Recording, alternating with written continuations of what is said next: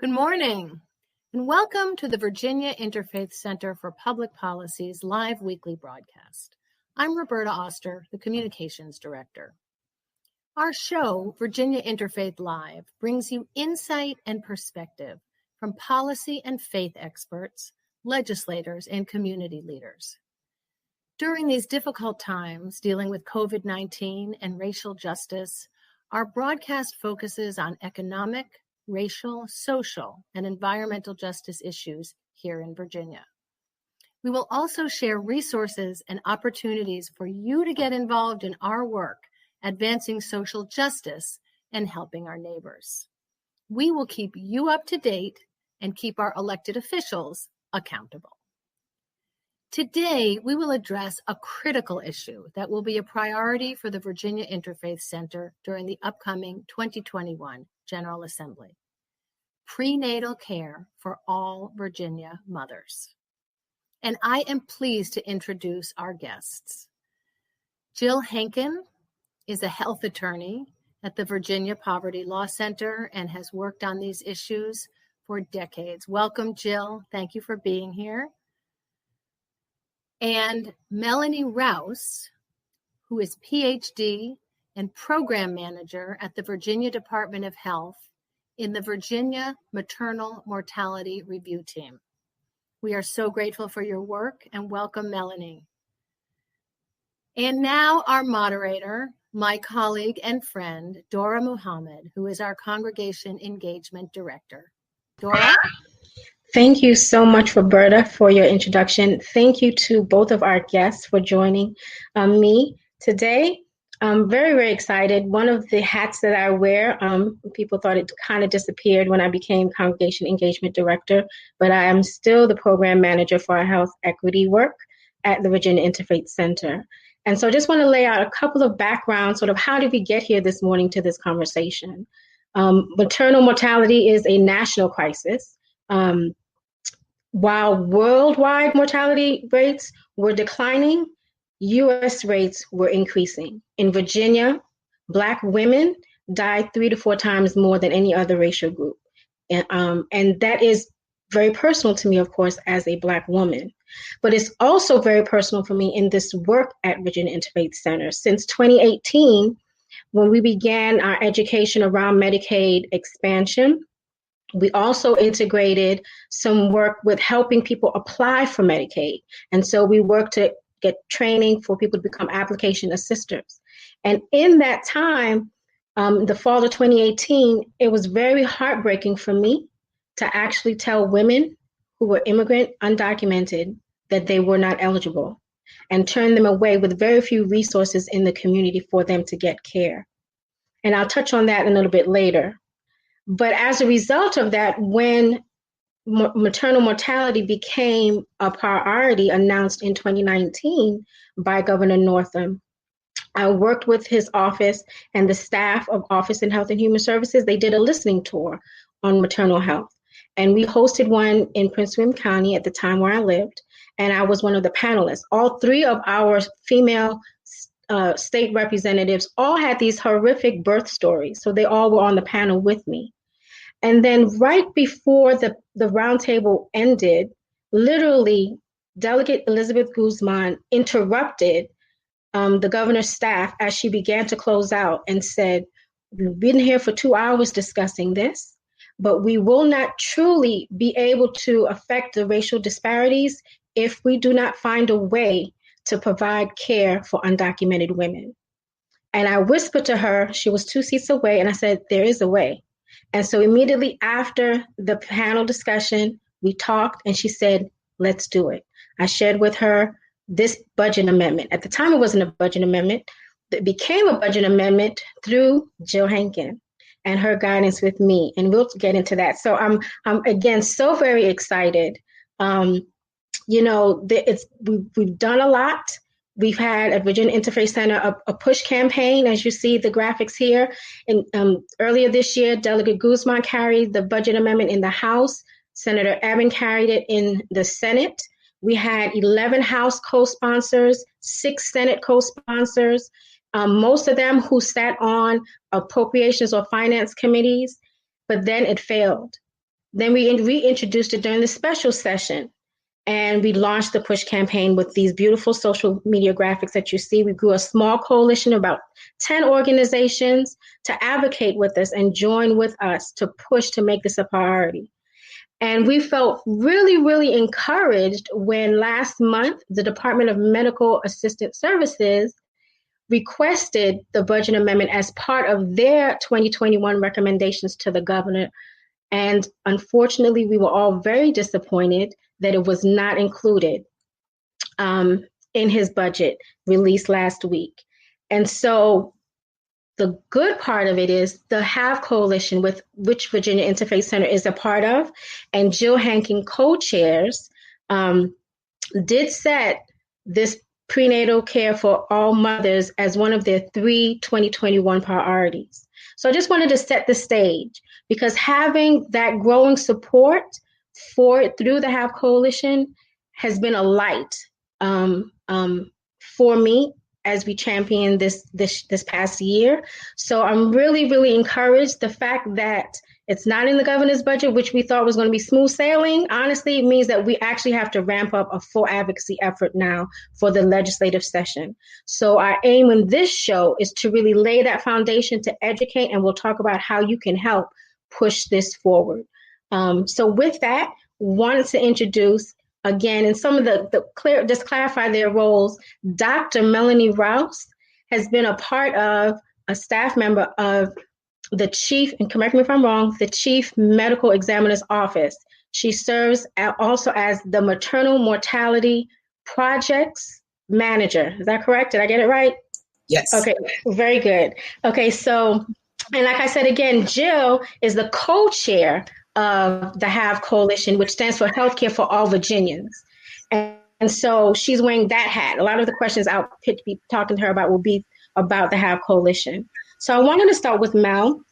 In 2019, the governor codified the Maternal Mortality Review Team, but it was established in 2002. So I just kind of wanted you to talk to us about sort of what was your work around maternal health and maternal mortality before the codification of the team, and how has the codification impacted your work? Well, first I want to thank you for the opportunity to speak on this broadcast and have this important conversation with you all. As you said, our team has been established since 2002. And since that time, we have been tasked with identifying all pregnancy-associated deaths in the Commonwealth of Virginia. And that is a death of any woman who dies within a year of pregnancy, regardless of the outcome of the pregnancy or the cause of death. And we have a multidisciplinary team with representatives from academic institutions, behavioral health agencies, hospital associations, also the state medical societies. We have representatives from nurse midwives as well as lay midwives, psychiatry, and domestic violence and action alliance representatives as well. And we all come together to review each one of these cases. We try to gather all the information about the woman's last 5 years of life. We try to get all records from health providers, social service agencies, also mental health providers and substance abuse. And so we take all this information and review all of these cases to assess for factors that contributed to the deaths, including patient factors, community factors, provider factors, and also healthcare system factors. We go through all of this information to make recommendations based on what we see in these cases to help improve care and maternal health in our state. And since the codification of our team in 2019, the bulk of what we do hasn't really changed much. But what it did was it added additional seats on the team. So we now have Commonwealth representatives on the team. We have EMS and law enforcement. It also provided us with more support to be able to get better data and be able to disseminate the data throughout the state and to providers and healthcare systems in a better way. No, thank you. And I have a follow-up for that.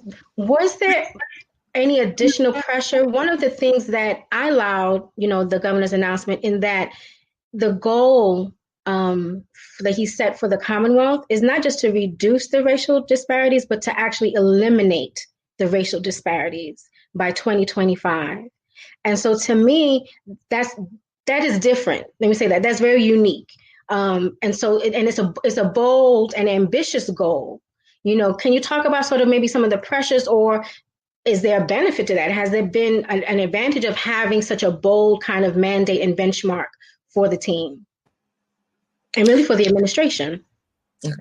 Yes, it definitely is a very bold and, very pie in the sky goal for within 5 years to eliminate this disparities. But what it has done is it's kind of put an urgency into the work that we do. And so it's enabled us to really reach out and do the work. And, when we're reaching out to places for records, they understand why we're asking for these records. So it's actually helped to support the work that we do. While it has put a lot of pressure on us, it's also helped to kind of give us a sense of urgency and the additional support from the community and the healthcare systems in general to really effectively do the work that we do.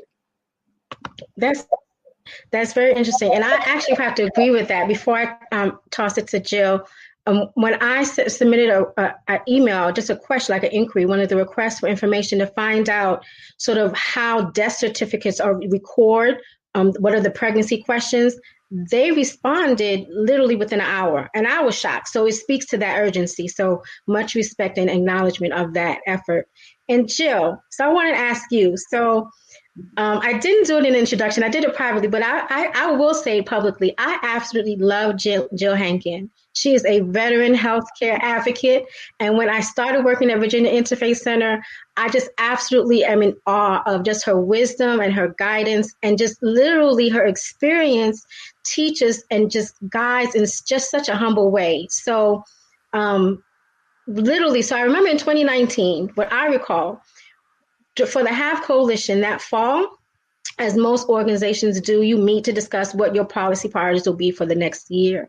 And you all took a vote, and I had submitted prenatal care, and it was like low on the totem pole. And so you all gave the opportunity at the meeting for each of the organizations to, discuss why, what your priorities were and why the HAVE Coalition should support it. And for those who are not aware, the HAVE Coalition is roughly about 70 statewide organizations.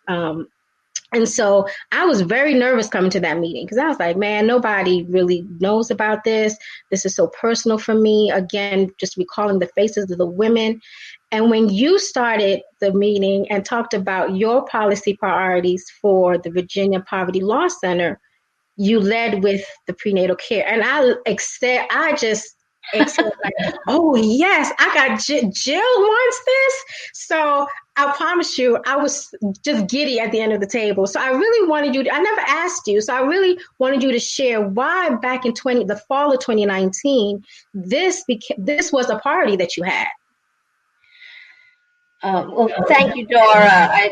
I really appreciate you and your work and the work of the Interfaith Center as well. So this is all a team effort, and I've worked in Virginia for quite a long time, and I understand that very often it takes a long time to effect change. Over the time I've worked in Virginia, I've seen a lot of incremental success.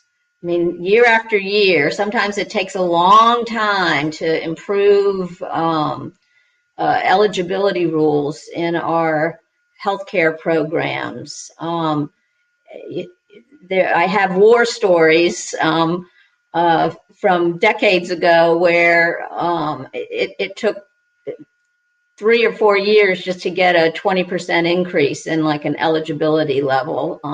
I do a lot of work on our Medicaid program. My main focus is on assisting low-income Virginians access health care. So over the years, it has been my goal to expand the Medicaid program in ways that that program can serve more people. So, but I've taken an incremental approach and tried to decide, what's most important. So long before the Affordable Care Act became law, we were working on eligibility issues for older people. We were working on issues for pregnant women and children who were U.S. citizens.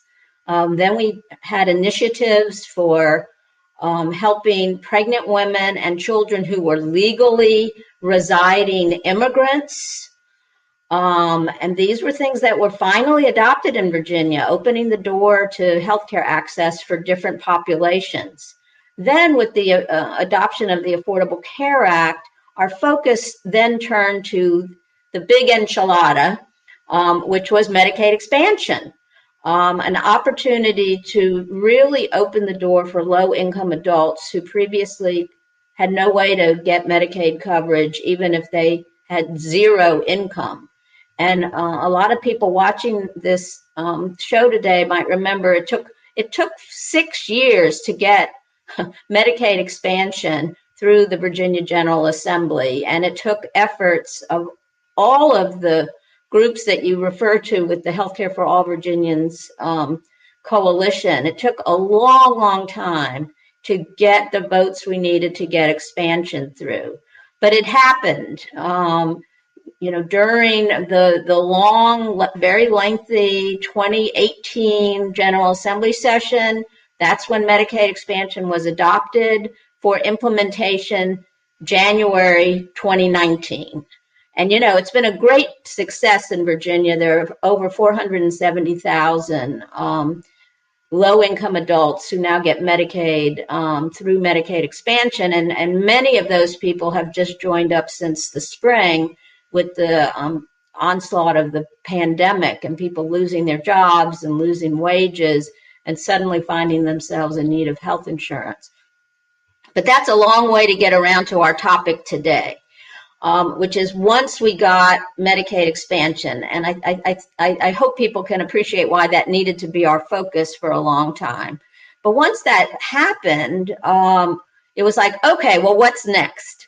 And we realized that in Virginia, there were still too many people who were uninsured and too many people who did not have access to the Medicaid program. And a big chunk of that population were legal immigrants in Virginia. So, Dora, as you know, we spent 2 years working towards changing eligibility rules so that legal permanent residents, people with green cards, legally in the United States, could get Medicaid without establishing that they had worked in the United States for over 10 years. It was a rule called the 40-quarter rule, which was a restriction that only Virginia and 5 other states had. Well, that took a while, and that was a part of the governor's budget last year, and then it was unallotted during the special session, and then, yes, it was adopted again by the end of the special session, and it's taking effect in April. So we're very happy about that. It's going to open the door for a lot of legal LPR immigrants to get Medicaid coverage. So then it's like, well, what else needs to be done? And here we are talking about prenatal care for all women, including women who are undocumented immigrants in the United States. This is an option that's been available to states for over 12 years. 17 states do provide this coverage to undocumented women. Right now, they only qualify for emergency labor and delivery services.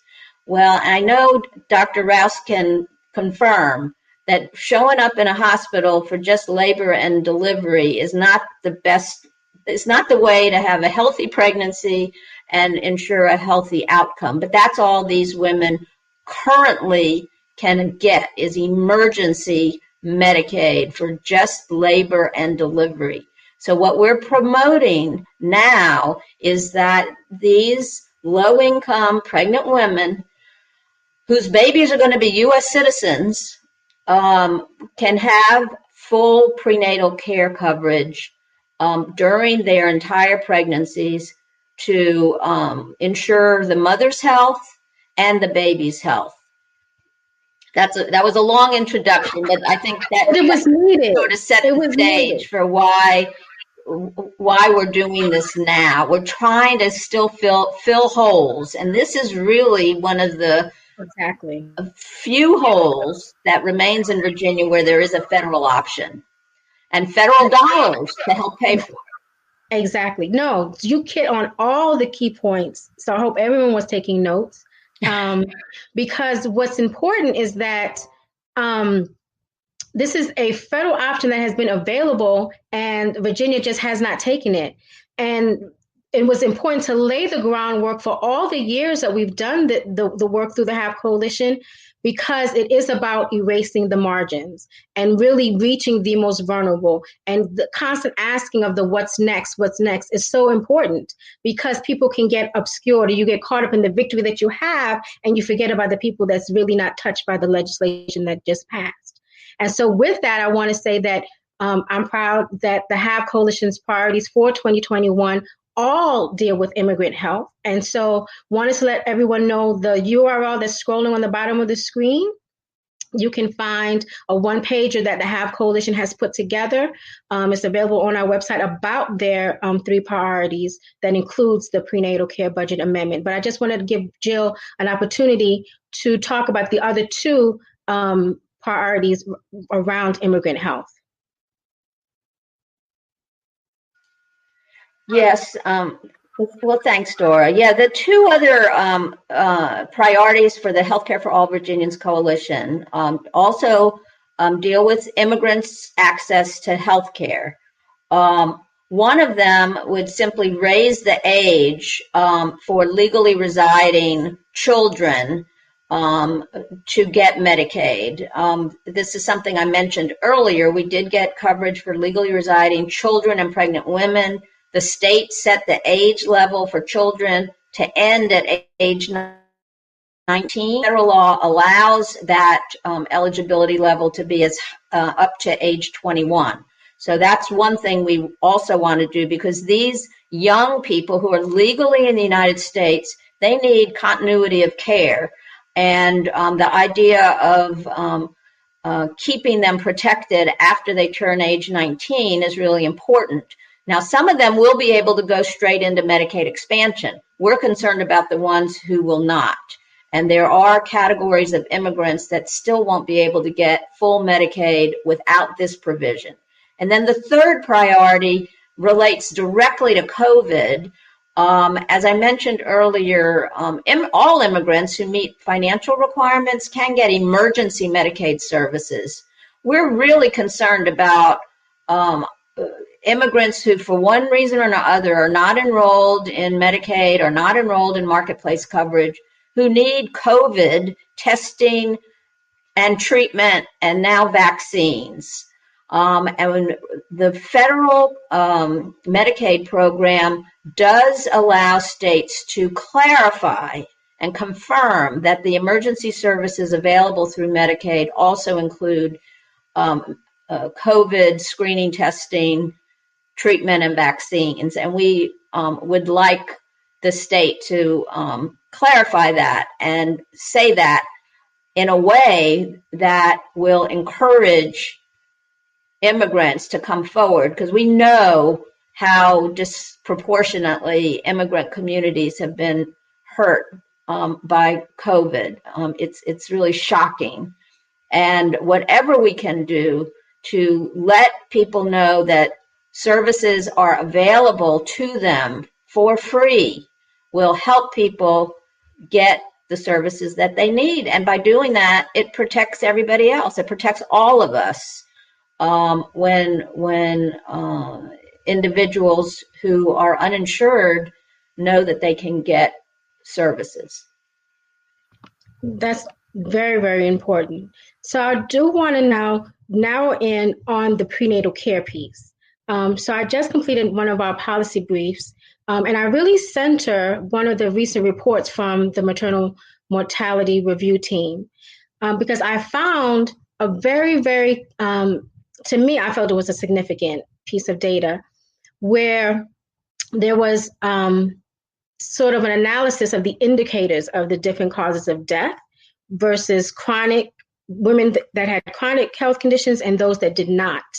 And so for the cases of women who didn't have any chronic health condition, inadequate prenatal care was the leading cause for those women. And so I wanted, Melanie, if you could really talk about, and the title of that report is called The Need for Coordinated Care. And I want you just to give some background about the work that went into that report. I know it was cases between 1999, was it 2016? And so might have been 2019. The report was done in 2019. But just talk about the work. It seemed to me all the data was very, very intense. But that to me, so I used that to me was a baseline indicator of how important prenatal care is for determining maternal health. And so, but just talk to me the larger scope of that report and sort of the different findings that were relevant to the work that advocates should be aware of.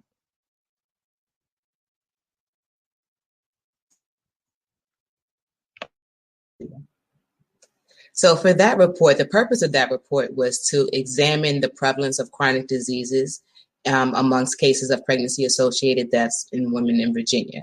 And we wanted to identify any gaps in the coordination of care that were received by these women, and also identify areas in which improvement for the management of these conditions could take place. And what we found was that over 2/3 of our pregnancy-associated deaths had at least one chronic condition. And the data showed that there was incomplete healthcare coverage outside of the pregnancy, including prior to becoming pregnancy and after the postpartum period, as well as a lack of coordination of care during the perinatal and prenatal period. We found that there was a lack of provider utilization for the management of chronic diseases prior to pregnancy that actually carried over into a lack of referrals to specialists and other care providers during the prenatal period. And so we found that also a lot of these women were left to get care in the emergency departments because, as you said, without medical insurance, without Medicaid, all that you have is that emergency care. And so a lot of women were ending up in the emergency department, and then they were left to they were given referrals to providers, but were left to navigate these on their own. And if you're in the healthcare system, it can be complex. So if you're not familiar with it, and haven't worked in it, it can be even more daunting to really navigate that system. And we found that a lot of these women were just left on their own to kind of figure out this whole prenatal care situation. And so what we found is that it's going to require a refined approach to clinical care of pregnant women, and also care before pregnancy as well as after pregnancy. We found that the lack of routine health care for chronic diseases outside of pregnancy, really contributed to these deaths. And that there were also, with limited availability of specialists and women's health providers within specific hospitals, there was a need to use existing technology so that if you're pregnant and you go to a hospital where there is no women's health care services, they're able to connect you with a women's health specialist, maybe through telemedicine or other things like that. We also found that there was a lot of inadequate prenatal care. When we looked at our cases without chronic conditions and with chronic conditions, 13% of them have no prenatal care at all. And about 18 to 20% have inadequate prenatal care. And so that was really the impetus behind this chronic disease report and our push to have better coordinated care and to disseminate this information amongst providers so that we can improve care coordination for all women in the state. So very important. And I just want to reiterate for any of the legislators that are watching now or will watch how disappointed we were that prenatal care was not in the governor's budget and why we need this to pass this session. But even though that disappointment is there, I do want to acknowledge that I was happy to see one of the recommendations that the maternal mortality review team put at the end of that report was funded by the governor, and that was so that pregnant women can gain access to substance abuse treatment. So I do want to acknowledge that, because that was the third, or it's the fourth, I think it's the third leading cause of death for women with a chronic condition. It is connected to substance abuse. And so that was very important. But so there's that impact already happening with your work. I kind of also just wanted to follow up, Melanie, to ask you sort of what other kind of impacts have you seen from the team's work thus far, and sort of what work do you anticipate perhaps in 2021, the impact of your work? for 2021? From the work that we've done thus far, we've seen a lot of organizations and systems reach out to us to get data for their region so that they can more appropriately create policies that ensure that women have appropriate prenatal care and that that care is coordinated throughout the system. What we've also done is we have established a partnership with the VNPC, so kind of with Virginia Neonatal Perinatal Collaborative, to work with, take our recommendations from just written recommendations that, we tell people about to actually implementing them and taking action on them as well. A game plan. Do you all have a game plan for 2021? We started out the conversation about how big and bold the 2025 benchmark is. So that report again was clear, and even with the goal of 2025, that addressing the racial disparities and reducing mortality is a very complex, multi-layered problem, and the solution itself would reflect that. So from systemic to the community level, sort of what's next and sort of in terms of your plan of work? Well, our plan is for 2021, we do plan to release a report that will highlight the racial disparities that we do currently have in our state. And then we're also going to go from that report to work on what can we do, what are the contributors that we see, and kind of go into the detail of the factors that are, making these disparities so great. Even if we have a reduction in the overall rates, if we don't actually close the disparity gaps, we're not quite doing our job. So we want to make sure that we are clear on where we are and where we need to go and the factors that are contributing to these cases. Thank you. Thank you again for all your hard work. And Jill, I want to ask you the same question. When we talked, and I forgot to mention this, so I do want to circle back with the email address for the HAVE Coalition. With your 2021 priorities, you all are looking for organizations to sign on to support it. And so if you're interested in having your organization be on that list, please contact the HAVE Coalition with the email address there. So that is, I definitely know a next that you all have. And another important next that I was very, very excited to see and be a part of is that the HAVE Coalition has established a racial equity subcommittee, trying to center health equity in your work. So very excited to be a part of that subcommittee. But can you talk to me about sort of, again, centering, the maternal health, but just in general for 2021, what's next for the HAVE Coalition and also your work around health law at the Virginia Poverty Law Center? I do want to mention a couple of the other successes that we have had in the maternal and child health arena.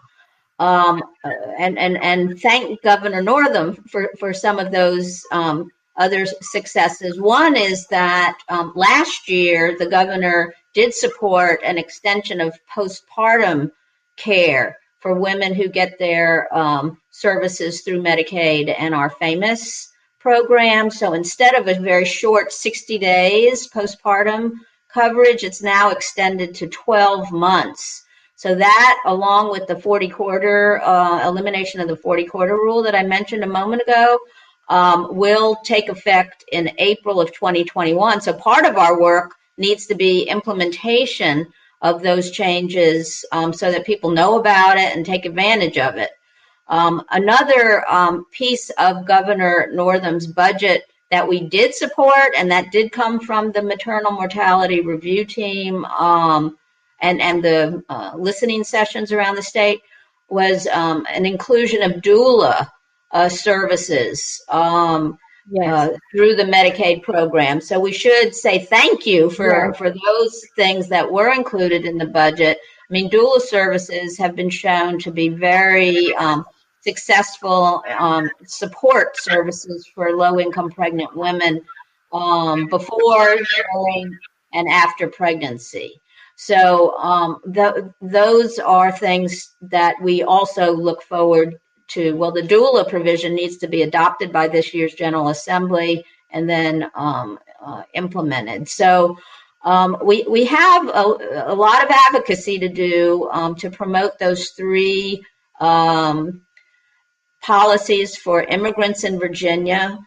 We know, again, how devastating COVID has been to immigrant communities and African American communities. And I just hope that the legislators are ready to do everything they're able to do in order to protect communities and, as I said before, protect all of us, to make sure that people have access to the health care that they need. One more comment on the prenatal care services that we will be seeking is that when the mom's enrolled in coverage, the baby, the new infant, the newborn gets automatically enrolled into health insurance from day one, and is eligible for a full year. So that newborn baby, U.S. citizen, born to an immigrant mom, will have a full year of coverage. And that's so important for the child's health care. So, you know, it really is a win-win. And part of the reason we were disappointed that this was not in the governor's budget is because, according to the Medicaid agency, this would save money. It would save over $2 million by providing full prenatal care through the famous program, the CHIP program, and it would bring in about $7 million of federal dollars. So financially, it was a very strong provision that would have saved money. So that's the kind of information we will be providing legislators during session, before and during session, to advocate for this policy change. It saves money. They usually like that. So let's highlight. It saves money and it saves lives. So there's another talking point. So it sounds like a social media campaign about to happen. Yeah. So I'm going to be keeping my fingers crossed, and especially since it's so related to COVID, right?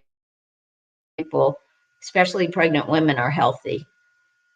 That's exactly right. And the actual cost is, LIS estimated it to be approximately just $1 million per fiscal year. So the cost benefit, because there's an increased federal matching funds, as Jill just outlined, is a win for the Commonwealth. And so again, there's so many reasons why legislators, if you're listening, that we will be contacting you. And we are encouraging everyone at the end to get contacted. So before I close out and go into my closing PSA, which I was about to, wanted to take some questions from the viewers who have been patiently waiting. So our first question: what are some resources for prenatal mothers without proper coverage can use here in Virginia?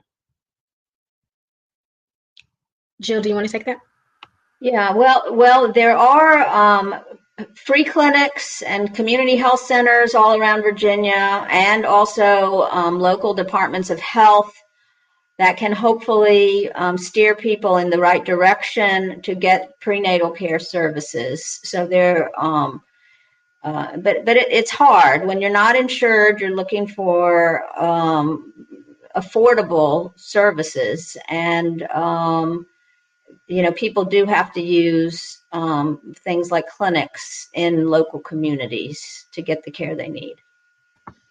That is correct. And that was part of my heartbreak as a resident in Prince William County, having to tell women that they were not eligible for Medicaid. There was only one clinic that was, I think we lost Jill, and it was in Alexandria. Like, it wasn't near. It was not near, and it wasn't a statewide network. And so, and it was through Inova Hospital, and I kept searching to see if there's any kind of equivalence to the services that they provided to undocumented women. But that was really the starship of the resources that we were able to give. But there is not a statewide setup as well. Is there any other questions? Do you have any other questions?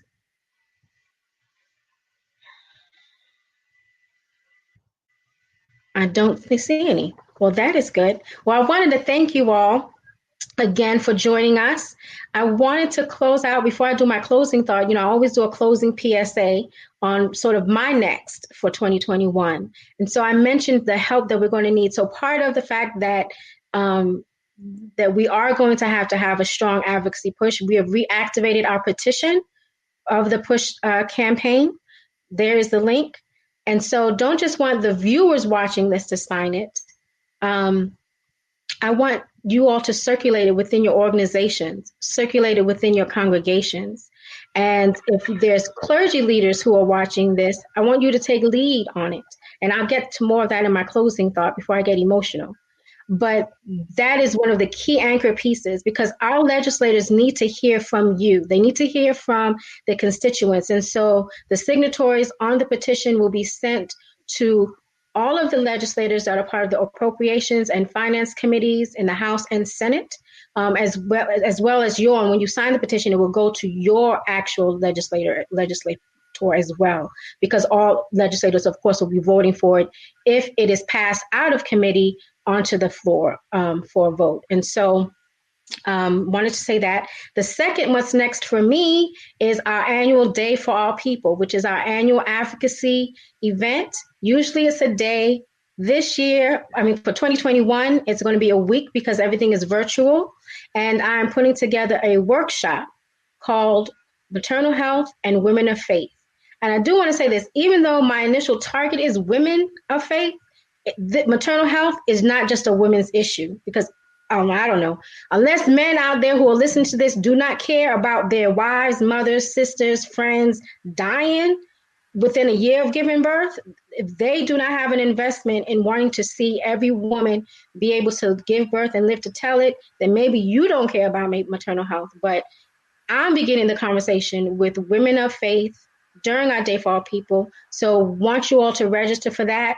My goal for 2021 is to actually develop and equip maternal health advocates from within congregations to join this effort beyond what I'm able to do as one staff person at Virginia Interfaith Center. Because again, this is a long, complex process that is going to be multi-yeared. And so want to be able to duplicate myself basically. And duplicate people who are able to take the information that you heard today and then begin to spread it and educate and get other people advocating for all of the maternal health interventions that were discussed, and still some that still have to be explored and defined. So those are my two key next. So I'm going to shift to my personal closing thought. But again, want to say my heartfelt thanks to Jill and to Mel for joining me today. Definitely look forward to continued working with you all and hopefully moving this prenatal care budget amendment across the finish line during this upcoming session. And so my closing thought. So not yet, Roberta. I'll tell you when to put that photo up. So to me, as I prepared to do the show, it was very poignant for me that this is a season where Christians this week, in a couple of days, in fact, will be celebrating the birth of a baby boy.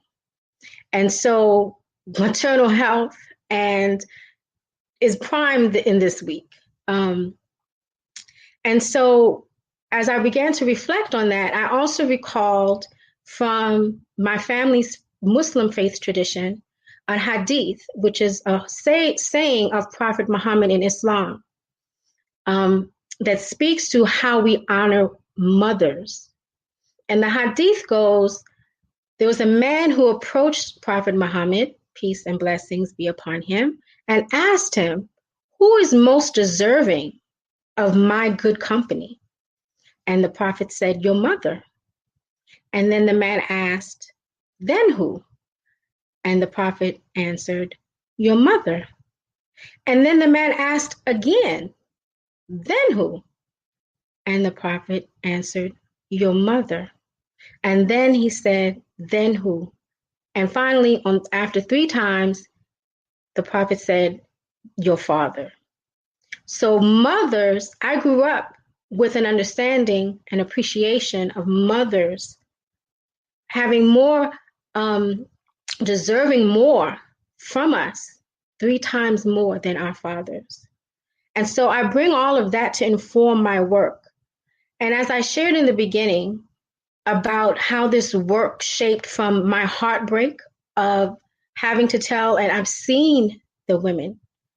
These are women, these are not imaginary numbers, even though as we emphasize for legislators, they like to see dollars as an impetus for legislation and passing legislation. I want to ask the legislators to try to picture the faces of these women. Now you can put up the picture. This is a picture of me and my mom. And so when I ask you all, and I'm getting emotional, to support the petition, I can't put up the faces of the women that I have had to say no to. But this is a picture of my mom. I am a second-generation immigrant. She's here in this picture, 28 years old, a young immigrant from the Caribbean. She told me I'm about 3 months old in this picture. And so I ask, as you petition your legislatures, in whichever form, whether you do it with us or not, but as you circulate the petition, and I ask that you think of there's an estimated 1,000 women in Virginia that this budget amendment would help. And so again, I can't show their faces, but I wanted to show you my mother's face. Because as her daughter, I know the yearnings that she had as a 28-year-old bearing me. I know her fears as an immigrant in this country. I knew and I know her dreams and I know her prayers.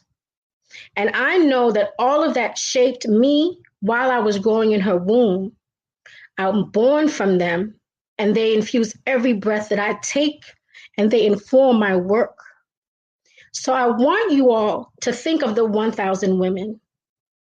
And I don't know, I want to be just as big and bold as the governor's benchmark for 2025, and really want to appeal and say, are there, I'm wondering, 1,000 people in Virginia who will urge the legislators to erase these margins for these women? I wonder, are there 1,000 clergy who will lead their congregations by signing the petition and circulating it so that our legislators will know that it is important and that they will support this budget amendment and pass it in 2021 so that all women who give birth can live to tell it in Virginia. Thank you all. Thank you all for your support. And my email address is available. If your congregation is circulating it, please send me an email to let me know. Again, it is very critical that our legislators hear from us. This is a short session, so things will be moving very quickly. And so I look forward to working with you all on this provision and many more to come in 2021. Thank you all. And as I say always, stay informed, stay inspired, stay connected. Thank you and have a wonderful day.